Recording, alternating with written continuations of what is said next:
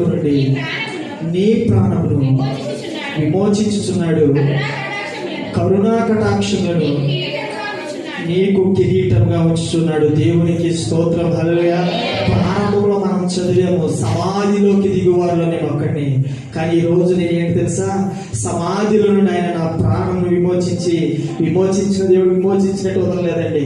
విమోచించిన దేవుడు విమోచించినట్టు వదలలేదు. కానీ మీలాంటి అనేకమైన పరిశుద్ధులతో కలిసి ఆయన నామాన్ని గొప్ప చేయడానికి కరుణ కటాక్షములు నాకు కిరీటంగా వచ్చి ఈ రోజు నా పరిస్థితి ఏంటంటే, నేను చూడలేనటువంటి అనేకమైనటువంటి ప్రాంతములలో, నేను ఎరగలేనటువంటి అనేకమైన జనముల మధ్య యేసే సజీవుడు, యేసే జీవము కలిగిన దేవుడు, యేసే స్వస్థపరచగలిగిన వాడు, యేసే స్వస్థత ఇచ్చగలిగాడు, యేసు మాత్రమే విడిపించగలుగుతాడు. యేసు తప్పించి ఈ ప్రపంచంలో దైవం అనేది లేదు అని ధైర్యంగా గొప్పగా చెప్పేటువంటి కృప నా దేవుడు నాకు ఇచ్చాడు. దేవునికి స్తోత్రం. హల్లెలూయా.